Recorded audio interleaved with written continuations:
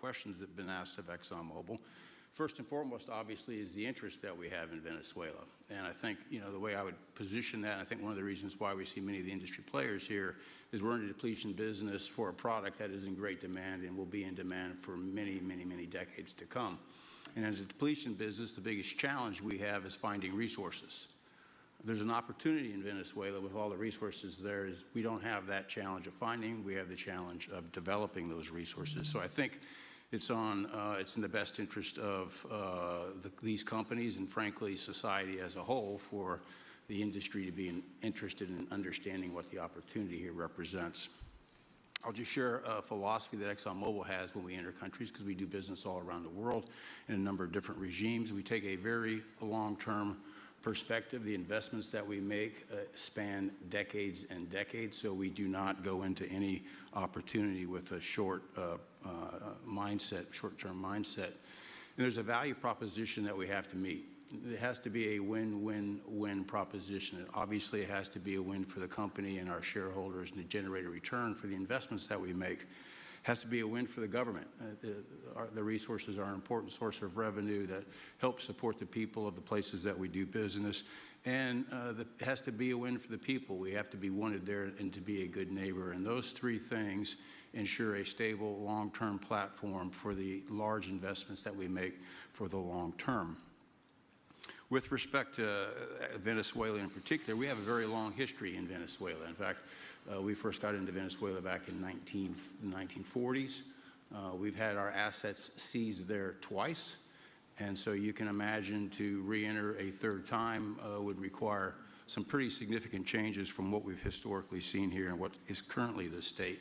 If we look at the legal and commercial constructs and frameworks in place today in Venezuela, today it's uninvestable. And so significant changes have to be made to those commercial frameworks, the legal system. There has to be durable investment protections, and there has to be a change to the hydrocarbon laws in the country. We're confident that with this administration and President Trump working hand in hand with the Venezuelan government, that those changes can be put in place. And with respect to the Venezuelan government, that perspective we don't have a view on. We haven't talked to the Venezuelan government, and obviously we have yet to assess the people's perspective with respect to ExxonMobil entering the country. In the short term, there are things that can be done while these longer-term issues are being worked.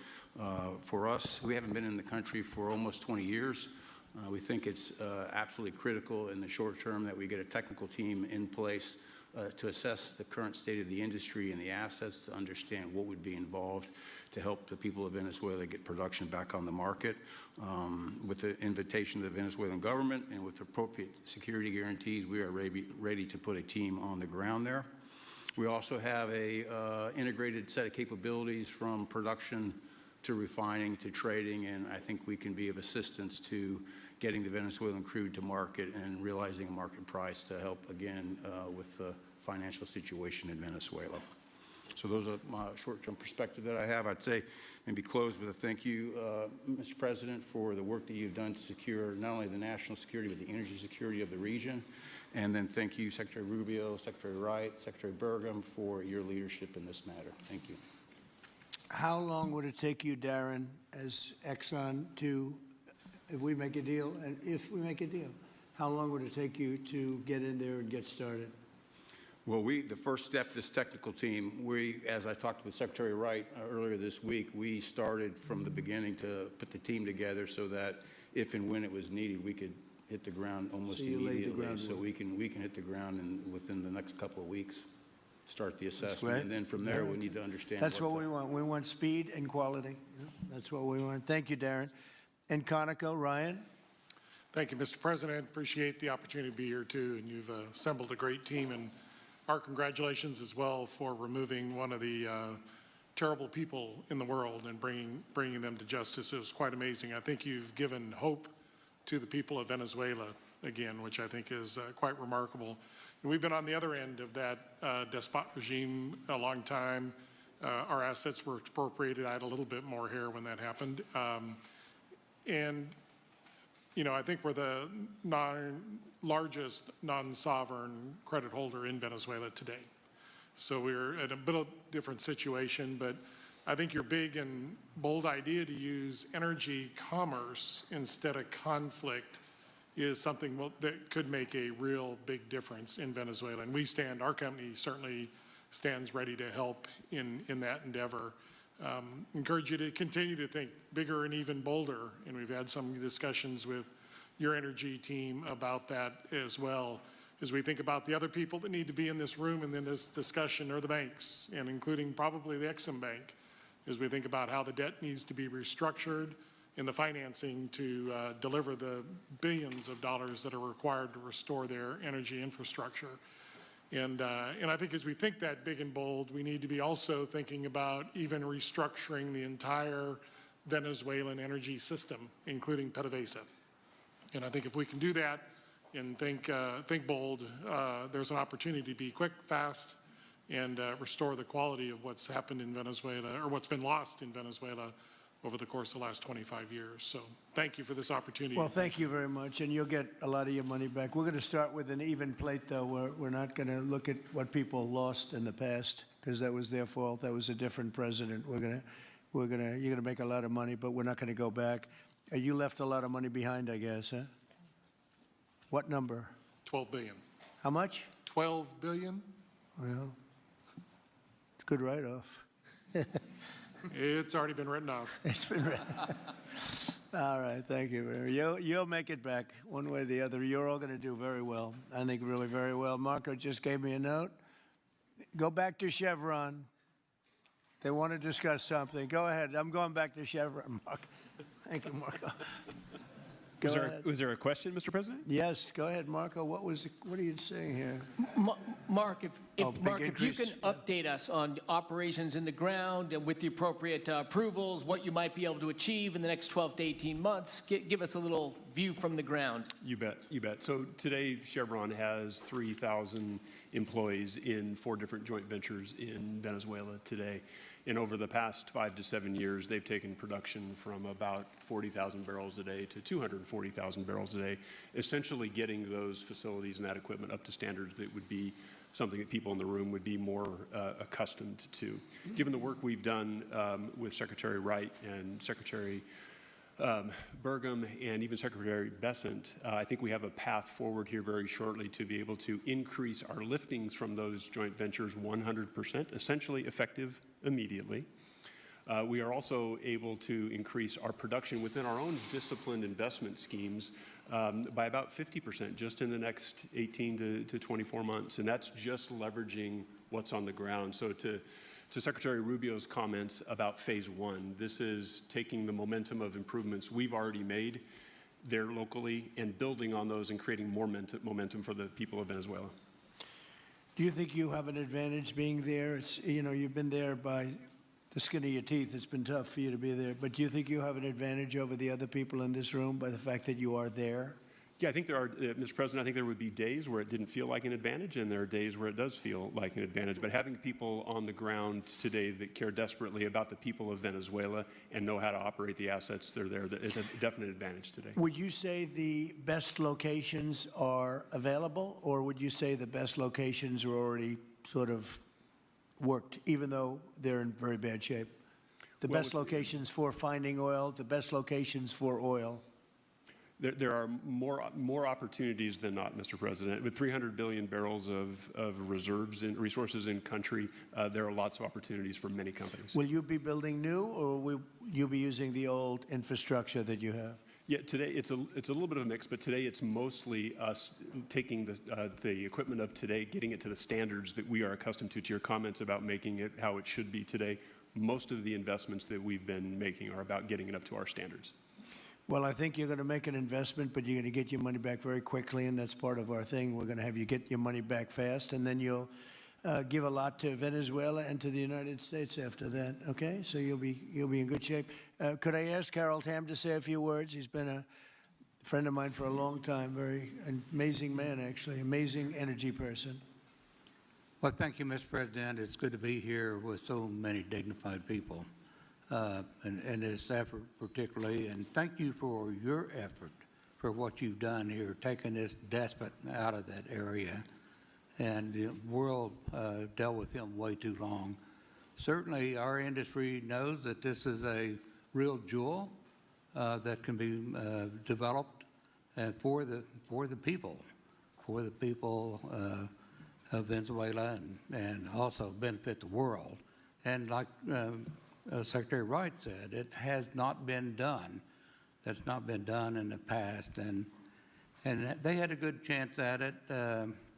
Brought someone in that totally took it down, as everybody knows here, and that was Chavez, and we know what happened to him finally. But that ruined the industry in Venezuela, and all of us know how that happened, ended very well, very, very wrongly. So anyway, we're glad to see what's happened here, and look forward for the opportunity for a lot of people in this room, but also for America and the country itself. Are you going to be involved in going in? Because, he's in North Dakota and he's in Oklahoma and some incredible places. It's a little bit different, but there's no doubt about you won't have to worry about the straw too much here. You can just go at it. Are you going to be one of the participants? Well, certainly, I'm an oil finder, like you said. Barry Spitzer, told that story. The coach. And he's kind of exaggerated a little bit. It doesn't come out quite that easily usually. But anyway, great story. I love it. And I love Barry. Barry's the one that told me this. Yeah, he's a champion, in a lot of ways. So love that story. Certainly, it excites me as an explorationist. Everybody has that in their blood, and it is a very exciting country and a lot of reserves. And so it's got its challenges, and the industry knows how to handle that. And like Darren said, you go into your eyes open and do the best you can with the team you got. So well, you're going to have you. something that they never had really here is tremendous security. You're going to be very secure, very safe, physically safe, in addition to financially safe. So it's good to see you, Harold. Thank you very much. Does anybody have anything to say before we get to the press? What does Cuba have to do to avoid the same fate as Venezuela? What does Cuba have to Well, Cuba's in bad shape. Cuba relied on Venezuela for oil and for money, and nobody really knows what's going to happen with Cuba. They're doing very poorly. They're really third world all the way, and we have a lot of great Cuban Americans, and I would say Marco fits very solidly into that category. And I might ask you to say a few words about, we were discussing it before, Cuba is a very different, they don't have energy, they don't have oil, but they would live off of the oil from Venezuela, and what they do have is very strong people and very powerful people militarily, and they would protect the people running Venezuela, and they would take in a lot of money from Venezuela. Now they don't have that. They won't be taking in any money. So, Marco, what do you think? Well, the fundamental problem in Cuba is that it's run by incompetent people that don't know what an economy looks like, much less a functioning one. They've made a choice, and that is they would rather have political control over their people than they would to have an economy that functions. And they've gotten away with it for 60-something years because they've had donors, the Soviet Union, and now most recently Venezuela. But that's now gone. So the people in control in Cuba have a choice to make. They can either have a real country with a real economy where their people can prosper, or they can continue with their failing dictatorship that's going to lead to systemic and societal collapse. So it's a very stark and dramatic choice, and it's one we hope to make the right one. We don't have an interest in a destabilized Cuba, but that would be their fault because they refuse to allow the people of Cuba to have either economic or political freedom for that matter.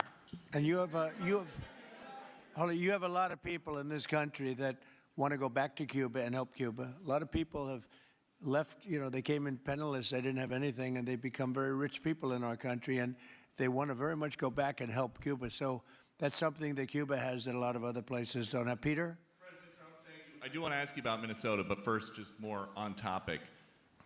President Zelensky said that he was watching with the rest of the world as you made this order to go and capture Nicolas Maduro. And he said, if that's how it works with dictators, then the United States knows what to do next. Sounds like he wants you to go and capture Vladimir Putin. Would you ever order a mission to go and capture Vladimir Putin? Well, I don't think it's going to be necessary. I think we're going to have I've always had a great relationship with him. I'm very disappointed. I settled 8 wars. I thought this would be in the middle of the pack or maybe one of the easier ones. And I don't know if you know, Peter, the last month, they lost 31,000 people, many of them Russian soldiers, and the Russian economy is doing poorly.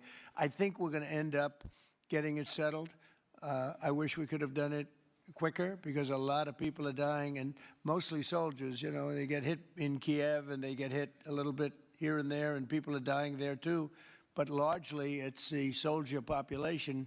When you have 30,000, 31,000 soldiers dying in a period of a month, 27,000 the month before, 26,000 the month before that, that's bad stuff. So, as you know, President Biden gave $350 billion to Ukraine to fight, and we would never get that back, although I did make a rare earth deal to get it back, so we will be getting it back, but shouldn't have done that.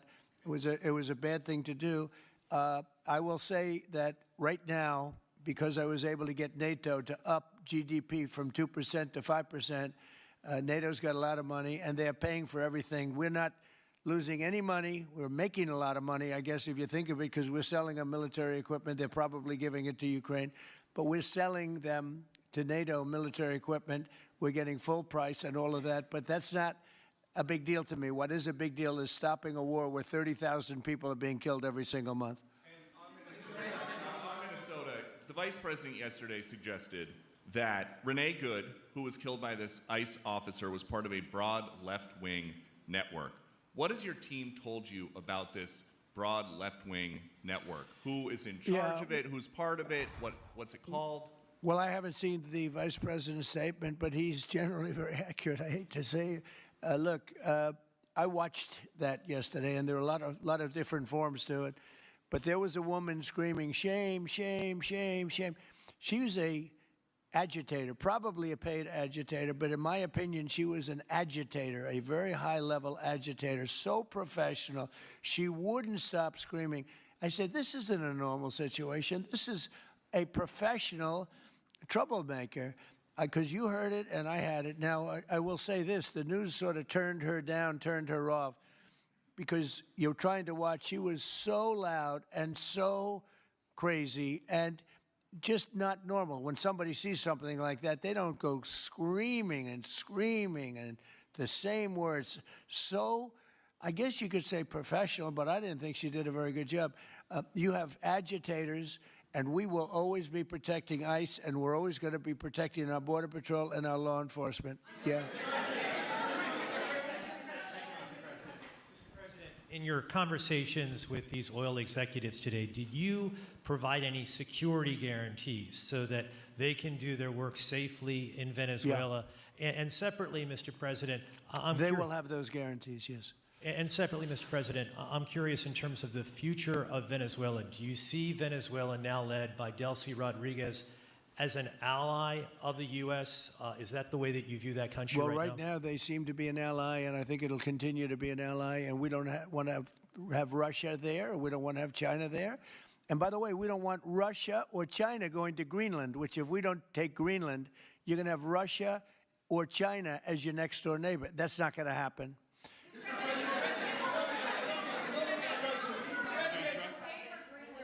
The white... Mr. President, thank you. You just said that these companies would have security guarantees if they go in on the ground in Venezuela. They will have. And what is your plan there actually for these companies and those Americans who are going to be on the ground working for these companies? Well, there are going to be Americans. I assume they're going to be using a lot of Americans, but they're going to be using a lot of people from Venezuela and other places, I would imagine. But I would think that mostly they'll be using Venezuelan workers. They have a lot of great workers. They have a very high unemployment rate, and they have workers that are very familiar with taking oil out of the ground. Yeah. How long do you think the Ayatollah will be in power after what we've seen play out on the ground there? When is the U.S. going to get involved now that reports of protesters being killed on the ground? So Iran's in big trouble. It looks to me that the people are taking over certain cities that nobody thought were really possible just a few weeks ago. We're watching the situation very carefully. I've made the statement very strongly that if they start killing people like they have in the past, we will get involved. We'll be hitting them very hard where it hurts. And that doesn't mean boots on the ground, but it means hitting them very, very hard where it hurts. So we don't want that to happen. There have been cases like this where President Obama totally backed down. But this is something pretty incredible that's happening in Iran. It's an amazing thing to watch. They've done a bad job. They've treated their people very badly, and now they're being paid back. So let's see what happens. We're watching it. We're watching it very closely. Go ahead, please. Thank you so much, Mr. President. Yes, go ahead. Thank you so much, Mr. President. Do you have any comments on reaction to the recent attacks by the Syrian government alignment groups against US-backed Kurdish forces in Aleppo, Syria, which killed dozens of civilians and displacing many families? Does your administration bring peace between the Kurds and the Syrian government? I want to see peace, yes, I do. The Kurds and the Syrian government, we get along with both, as you know very well. They have been natural enemies over the years, but we get along both, and we want to see Syria succeed. And so far, I think they are succeeding, but this is just breaking out, and we want to see that stopped. Go ahead, please. Colombia, Gustavo Petro, in a few weeks. Do you hope this meeting with Gustavo Petro marks a new chapter, a new beginning in the benefit of the Yes, you U.S. said and Colombia what country? relations? What country? Colombia, with the president of Colombia, Gustavo Yes, Petro, your I had meeting. a very good talk with him yesterday, and he's been very hostile to us and to the nation and to me, called me a dictator and lots of other things, called Biden some terrible names, far worse than he called me. But he called yesterday through people, and he wants to meet, and that's fine with me. I've made up with people also, so we're going to have a meeting with him. We had a very good conversation. The people of Colombia are incredible people. Marco would know that better than anybody because he's married to a woman from Colombia. And I don't mean Columbia University. That would be, I'm not sure. I think I like Colombia, the country, better, if you want to know the truth. The people, hold it. The people are great people. I look forward to meeting with them. We're going to meet in the very near future. Would you meet the interim president of Venezuela here in the White House? Would you greet her to discuss the fate of the oil? Yeah, well, I'm going to meet a lot of people, and we're going to meet, we meet a lot of people. When you end 8 wars, you get to know a lot of people, and I think it's very important. As an example, we have over $18 trillion. Think of that, $18 trillion coming into our country. A lot of that's coming in from foreign countries like Saudi Arabia and Qatar and UAE and others. And I get to meet a lot of people, but I will be meeting with various representatives of Venezuela, probably pretty soon. We haven't set that up. But the relationship that we have with the people that are currently running Venezuela is very good. We also have a young lady that received the Nobel Peace Prize. She's going to come in and pay her regards to our country, really, to me, but, I'm a representative of the country, nothing else. And she's coming in sometime next week, I think Tuesday or Wednesday, and we'll see how that is. But no, we're dealing with the people from Venezuela. We're dealing with them very well. I think they've been very smart in the way they've dealt with us, frankly, because that whole place could have been obliterated with one more strike, and we didn't want to do that.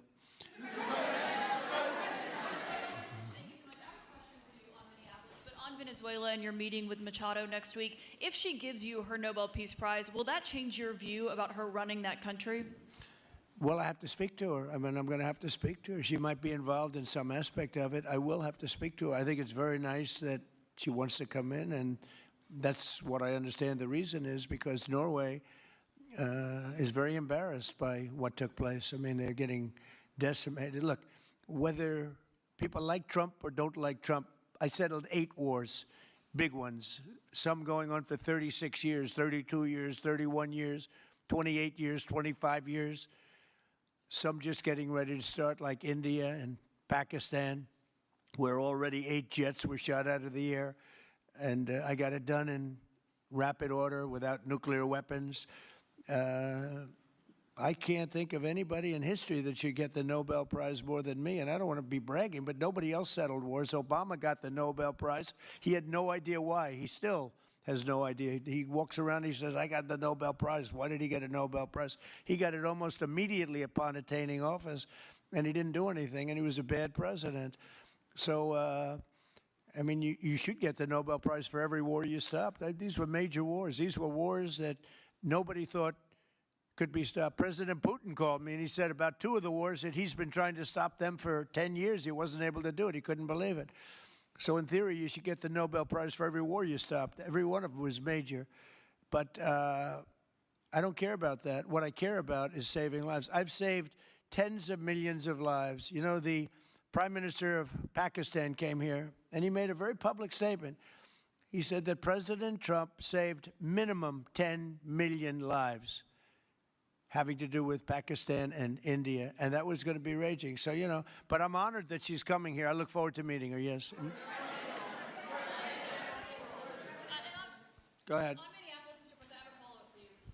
The state officials there have said that the FBI is not sharing evidence with them. Typically, they would conduct a joint investigation, as you know. Do you believe that the FBI should be sharing evidence with state officials in Minnesota? Well, normally I would, but they're crooked officials. I mean, Minneapolis and Minnesota, what a beautiful place, but it's being destroyed. It's got an incompetent governor, fool. I mean, he's a stupid person.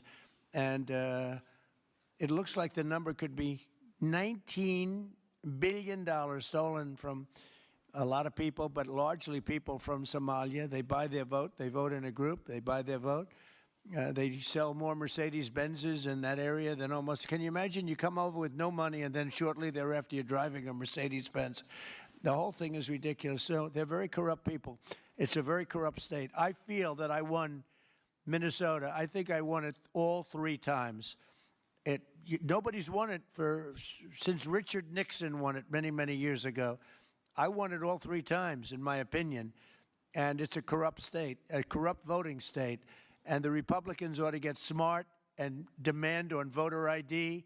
They ought to demand maybe same-day voting and all of the other things that you have to have a safe election. But I won Minnesota 3 times, and I didn't get credit for it. I did so well in that state every time. The people were crying every time after. That's a crooked state. California is a crooked state. Many crooked states. We have a very, very dishonest voting system. The last time I won, 24, the one that just took place, I won because it was too big to rig. You couldn't rig it. It was too big. But I won the state of Minnesota. It's a corrupt voting system with an incompetent governor, a very incompetent governor.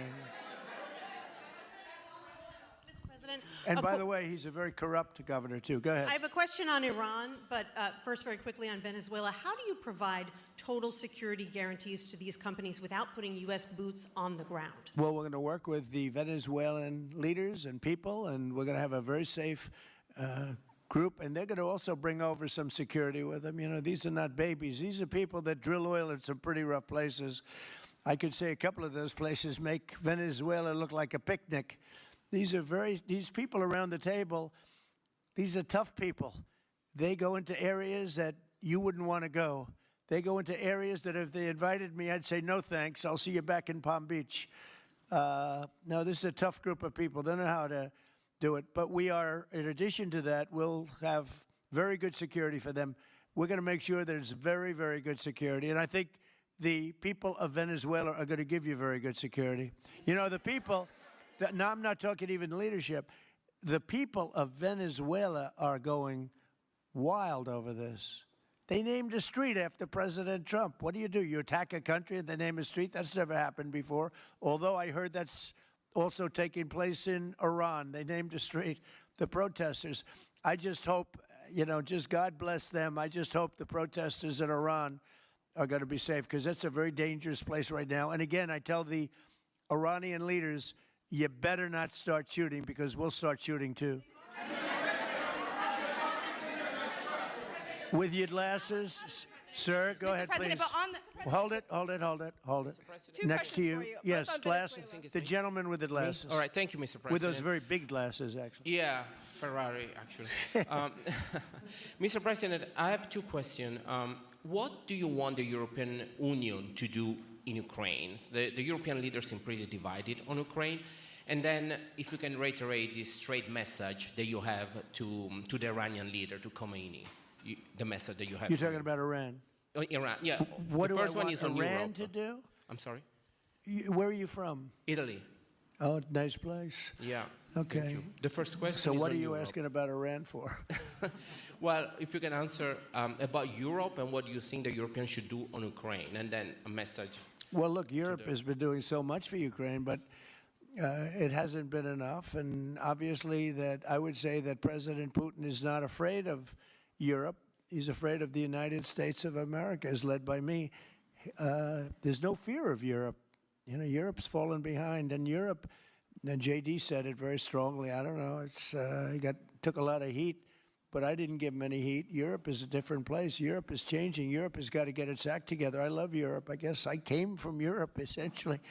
I have my roots are in Europe, but Europe is a different place. They have to get their act together. Now they have a great NATO leader, and they've gone up to 5% from 2% GDP. That's a big step. But they have to be very careful with their immigration policy, and they have to be very, because, you know, I will just say, to be nice, that there are certain places in Europe that are very important that are no longer recognizable. I'm being very nice. I'm being very diplomatic when I say that. They are not recognizable, and they have to be careful on energy because they're putting windmills all over the place and losing a fortune. They're destroying their country. They're just destroying the beautiful landscapes, the beautiful everything. They're doing. And by the way, in case you people don't know, I'm not much of a windmill person. I can proudly say, Doug, that we have not approved one windmill since I've been in office, and we're going to keep it that way. My goal is to not let any windmill be built. They're losers. They lose money. They destroy your landscape. They kill your birds. They're all made in China. And all you have to do is, you know, just about all of the windmills are made in China, the structures. All you have to do is say to China, how many windmill areas do you have in China? So far, they're not able to find any. They use coal and they use oil and gas and some nuclear, not much, but they don't have windmills. They make them and sell them to suckers like Europe and suckers like the United States before. They are the worst form of energy, the most expensive form of energy, and in 8 years they're rotted out anyway. Go take a look at Palm Springs, California, and take a look at what that looks like. It looks like a junkyard of steel. So we don't approve, and I've told my people, we will not approve windmills. Maybe we get forced to do something because some stupid person in the Biden administration agreed to do something years ago. We will not approve any windmills in this country. On Venezuela, is it ultimately more important to you to establish stability there or democracy there? Well, you're talking about maybe the same thing. I mean, you're talking about stability or democracy. I don't know. To me, it's almost the same thing. We want stability, but we do want democracy. Ultimately, it'll be democracy. Peter? I do have a policy question, President Trump, but I'm having a hard time seeing here. I see the American flag lapel pin. What is the other lapel pin on Somebody your jacket? gave me this. You know what that is? That's called a happy Trump. And considering the fact that I'm never happy, I'm never satisfied, I will never be satisfied until we make America great again, but we're getting pretty close, I'll tell you what. This is called a happy Trump. Somebody gave it to me, I put it on. Thank you. And the policy question. How much money are you thinking of giving people in Greenland to get them on board with a possible U.S. takeover? I'm not talking about money for Greenland yet. I might talk about that. But right now, we are going to do something on Greenland, whether they like it or not, because if we don't do it, Russia or China will take over Greenland, and we're not going to have Russia or China as a neighbor. Okay?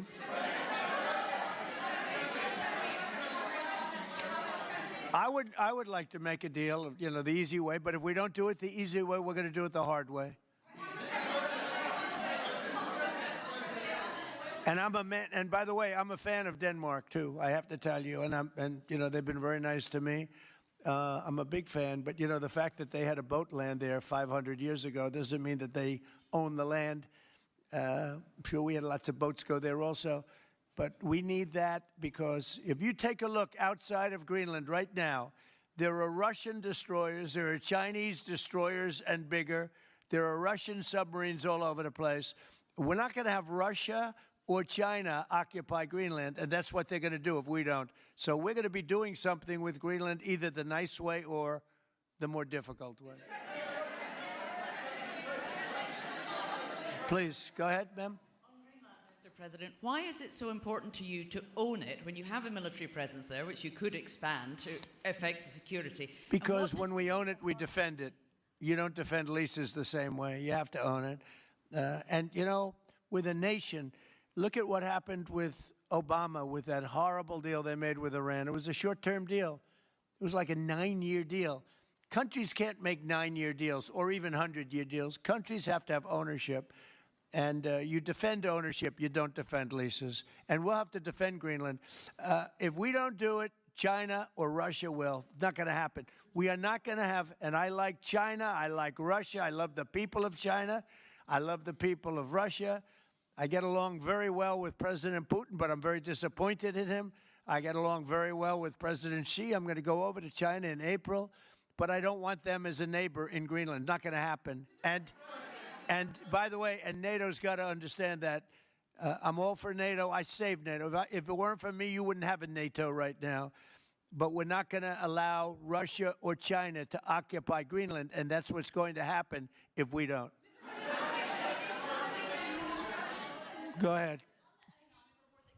Mr. President, one, can you respond to that? And two, Yeah, it was an amazing report. The most amazing thing is government jobs are way down.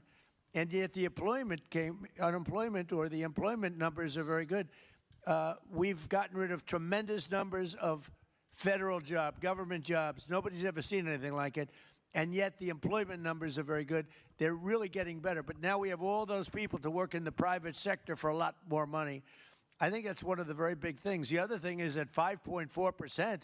And remember, this is after we had a shutdown. And that shutdown had an impact because the concept of the shutdown, even though it's before, people knew we were going to be shutting down. A lot of bad things happened. And by the way, on January 30th, you may have another shutdown. We'll see what happens. But I think the numbers, Caitlin, were really amazing. Look, to think about 5.4%, nobody thought that. They thought it was going to be 2%. And you know what it is? It's tariffs. And it's also November 5th. We had a great election. A great election. Our country was dead 1.5 years ago, and now we have the hottest country anywhere in the world. And I hope you guys were impressed. 5.4%, and we haven't even really transitioned yet. There's no reason it can't be much, much higher than that. Yeah.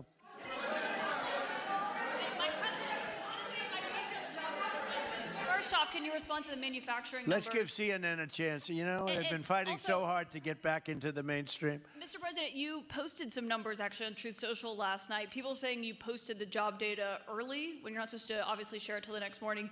Did you do that on purpose? No, I don't know. If they posted them, I said post them whenever you get a chance. I don't know. They gave me some numbers. When people give me things, I post them. But the numbers are amazing. Yeah, please.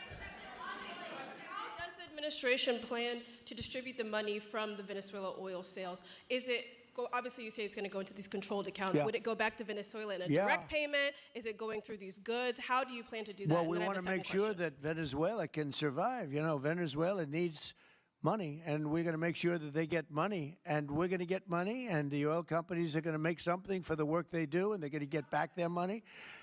We're devising a formula, but it won't be so much of a formula. It's going to be what they need. We're going to take care of what they need. There'll be plenty left over. We're going to have a lot of money left over. And the money left over is going to the United States of America, and the oil companies are going to be very happy. Yeah, please.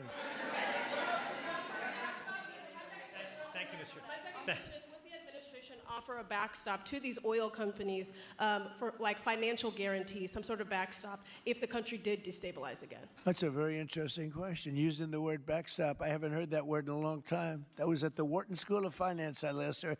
That's a good term. We ought to use it more often. I hope I don't have to give a backstop. Look, these are very smart people, the smartest people. They're not only in oil and business. These are the biggest companies in the world sitting around this table. They know the risks. I mean, there are risks. We're going to help them out. We're going to make it real easy. They're going to be there for a long time. We're going to be there together for a long, long time. And they're going to be taking the oil, and they're going to be bringing oil prices down. They're going to make a lot of money. They're going to get their money back. They're going to be safe. The people of Venezuela are going to be big beneficiaries, and the United States of America is going to be a big beneficiary for what we've done. And you know, one other thing I might say, it's also very big for national security because, again, just like Greenland, we can't have China or Russia occupy Greenland. We can't have China or Russia occupy Venezuela. And if we didn't do what we did, China or Russia would have been in Venezuela. I think I can, where's Mr. Chevron? So let me ask you, they would have been there if we didn't do this. Do you agree with that? They certainly have a lot of economic interests in country. There's absolutely no argument about that. They were trying to be there. I mean, you know, we had a Russia, I guess sort of I call it a semi-Russian ship yesterday that we took over, and Russia decided not to defend that ship against us. It's a big movement. The ship was loaded up with oil, and we took the oil, and it came out of that port. But Russia would be there or China would be there. And we want them to be there for a different reason. We want them, do you people agree? In particular, China, they need a lot of oil. Russia doesn't need so much, but Russia was there anyway. But I assume you agree that China would like to be doing a lot of business there by buying oil. And I want to just tell President Xi and President Putin, but more so in this case, President Xi, because they do need a lot of oil. And we are open for business in the United States, and we are open for business in Venezuela, right?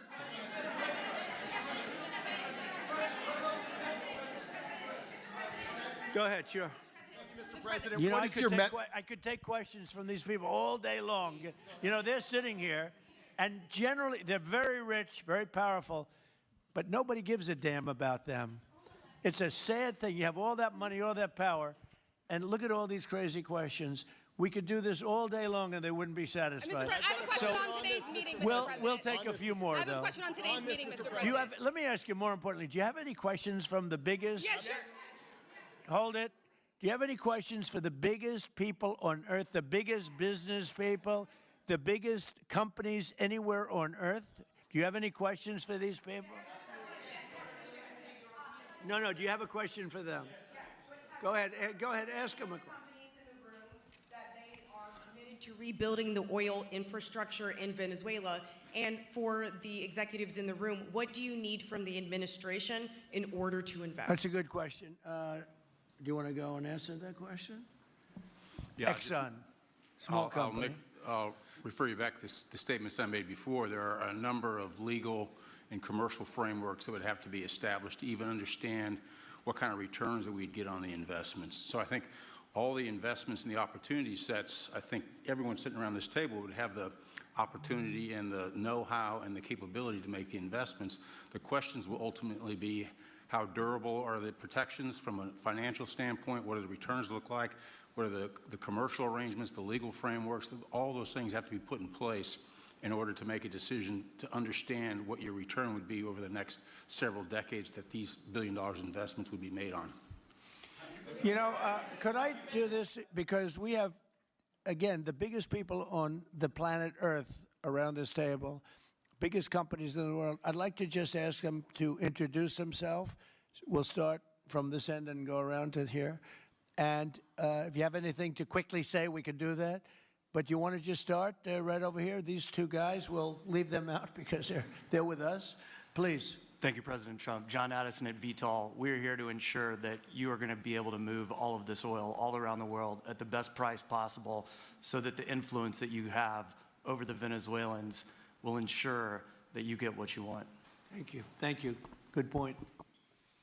Thank you, Mr. President. Brian Sheffield of Formentera. My grandfather, Hugh Sheffield, was president of ARCO, Venezuela. Right. Thank you for what you did. Do you like what we're doing? There's a lot of shale there, a lot of upside. He would be very happy looking down. He'd be very proud of you right now, right? Yes, sir. Good. Thank you. Mr. President, Luis Rodriguez. I'm probably the only Venezuelan American sitting on around this table. I want to personally thank you for the courage of your actions over the last couple of weeks. I think I speak, and I speak of Venezuela in general in saying there's optimism. You've brought optimism to the table, and if the conditions are met, the opportunity is absolutely immense. I agree with that. That's true. Thank you. Well said, too. It's immense. This is a tremendous opportunity. Thank you. Richard Holton from Trafigura. We're working with your administration, Mr. President, to bring that Venezuelan oil to the United States. Our first vessel should load in the next week. Great. Good job. Thank you. I think the reason that most of us are here and thinking about the future is because we trust you initially to set this program up that will work and guarantee that this can be done. And there's a huge investment that needs to be done. We've all agreed on that. And certainly we need time to see that through. So thank you for what you've done. Thank you very much. Thank you. Mr. President, I'm Lane Riggs, CEO of Valero Energy, and we're one of those companies that refineries in the U.S. are uniquely configured to run Venezuelan oil, and we're more than happy as this opportunity expands for us to further invest in our refineries to produce more of it. And you're very much set up for the heavy oil, right? Yes, sir.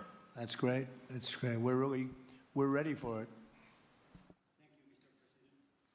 Thank you, Mr. President. Thank you for having us here. Thank you. And thank you for opening the door to a better Venezuela.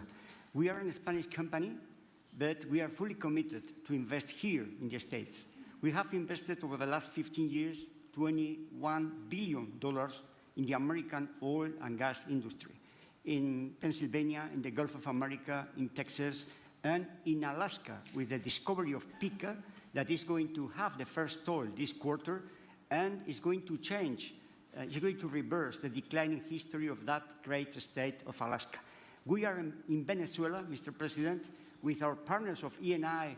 We produce the gas that guarantees the stability of a half of the grid power in Venezuela.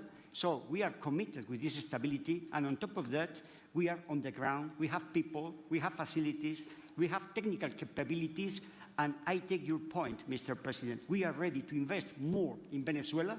Today, we are producing 45,000 barrels a day gross of oil, and we are ready to multiply by 3 this figure in coming 2-3 years, investing hard in the country, following your recommendation, if you allow us, of course, and in the framework, commercial and legal framework that could allow this growth. So thank you, Mr. President. Thank you. Great job you've done. Thank you. Mr. President, thank you for having me. Matt Sheehy, I'm with Tallgrass Energy. We are an infrastructure business, so whether it's oil, gas, CO2, we move that around. So most of my customers are sitting around the table and happy to lend our expertise to what's going on in Venezuela to support the people. And obviously infrastructure is going to be critical to see it repaired. Thank you. Thank you. Mr. President, thank you. An honor to be here. Marianne Mannon, Marathon Petroleum. We are one of the largest U.S. refiners. On behalf of the men and women of Marathon Petroleum and of our industry, thank you and the administration for what you're doing for U.S. energy independence. We have the ability and the capability of our assets to process Venezuelan crude, and the people of Marathon Petroleum stand ready to do so. Do we need more refineries in our country? In the U.S., probably Yes. not. We have sufficient capacity. That's amazing. A lot of it was approved during my first term. We were getting you approvals that nobody could have gotten in Louisiana and other places, and they got built. Before that, it was a disaster. We didn't have the refineries. Now we do because of the first term. Please. Darren Woods, ExxonMobil. Okay, we'll go over here. Thank you, Mr. President. Jeff Hildebrand, founder and chairman of Hillcorp Energy, one of the largest private energy companies in America. Who's bigger, you or Harold? We're close. Huh? We're close. Harold. Absolutely, Mr. Ham. But thank you for your great, tremendous leadership in protecting the interests in the Western Hemisphere. The message that you have sent to China and our enemies to stay out of our backyard is absolutely fantastic. So thank you. Thank you very much. And finally, Hillcorp is fully committed and ready to go to rebuilding the infrastructure in Venezuela. You'll go there? You'll be going? Yes. Good. That's good. You'll be very happy. Thank you very much. Thank you, Mr. President. Jeff Miller, CEO of Halliburton Company. We are the largest American oilfield services company. We're the second largest in the world, been in business. New this morning, President Trump just said the United States needs Greenland and that anything less than total control is unacceptable. The question is, what is he willing to do about it? Given that the Prime Minister of Greenland says he does not want to be part of the United States, the people of Greenland do not want to be part of the United States, according to opinion polls.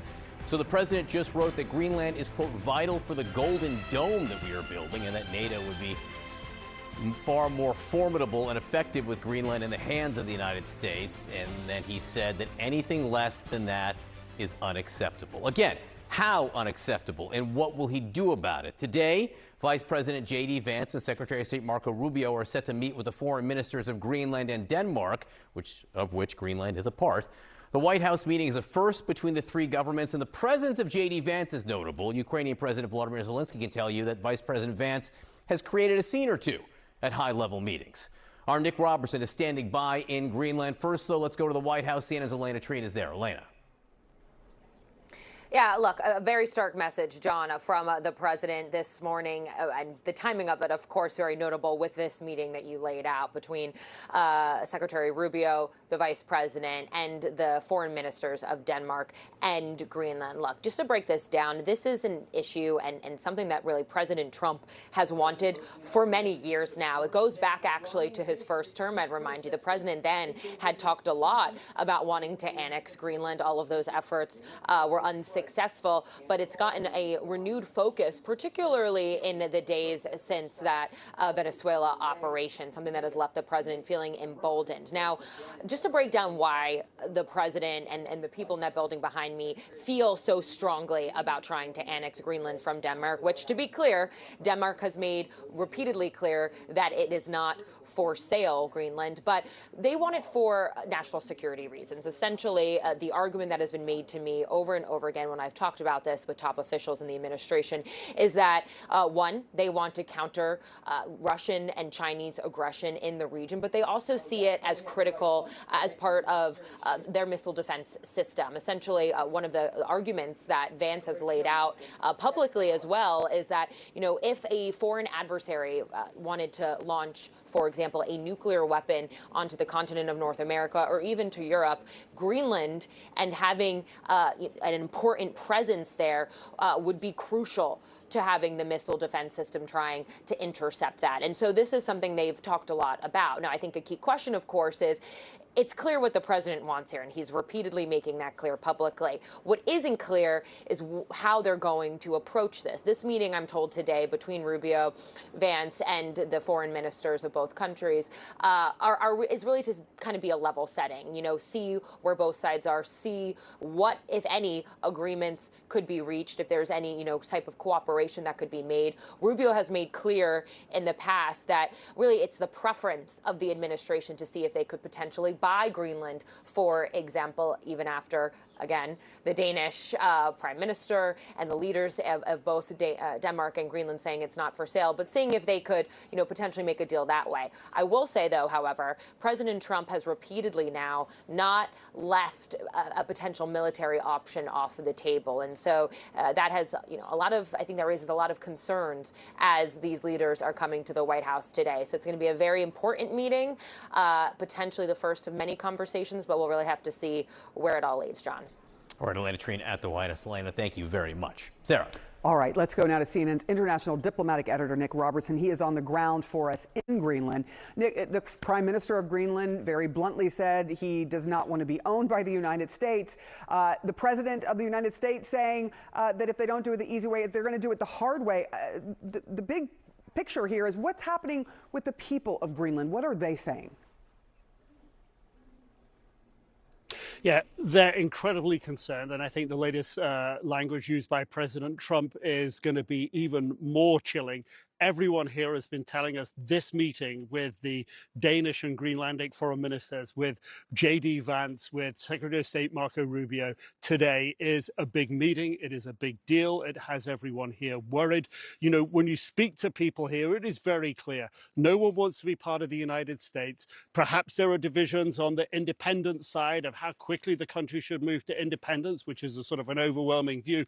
But the Prime Minister has made, as you said, made very, very clear, Greenland is part of the Kingdom of Denmark. Greenland, therefore, is part of the EU and part of NATO.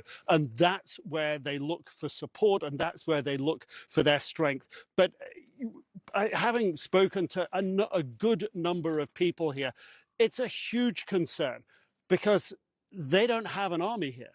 They don't have the ability to fight back against the United States. And there's a very real concern, even within government, that the president could make good on what he's saying and that Greenlanders could wake up one day soon and find out they're American. I spoke to one businesswoman here, and this is what she said to me. If you don't know which country you're living in a month, then, you know. Is that real for you right now? No, I don't want it to be real. I really try to push that thought down. But that is the worst case scenario that, you know, in a month I'm American. We don't even have military in Greenland because we don't do war. So, of course, you know, there would be, I don't know, you know, we wouldn't be able to resist the American military. No one can resist the American military. So the big question here for people is, how does the meeting go today? It seems that both sides are in a very clear position, poles apart. Everyone here knows that J.D. Vance has been to Greenland before. It is a very big thing on his personal as well as political agenda. The Greenlandic Danish side are not for backing down. That's very clear. So the question people have here is, well, how far will the EU, how far will NATO go to support us? And I think it's fair to say at the moment that the major military northern NATO members are squarely behind Denmark, Greenland. There's a question mark perhaps over some of the others. Yeah, a lot of people wondering how this is going to end and what that might look like. Nick Robertson, thank you so much. Joining me right now is a member of Greenland's parliament, Juno Berthelsen. Thank you so much for coming back on. Juno, how do you respond to what we now just hear, the latest from the president? And what do you think it means for the Greenland and Danish leaders who are what they're walking into now in this White House meeting? Good morning, Kate. Thank you for having me on your show, first of all. Well, we think that it's very positive that Greenland's Minister for Foreign Affairs represents the Greenlandic people at the meeting. And of course, positive with the diplomatic dialogue being initiated, which Nelarak, our party, has advocated for a long time.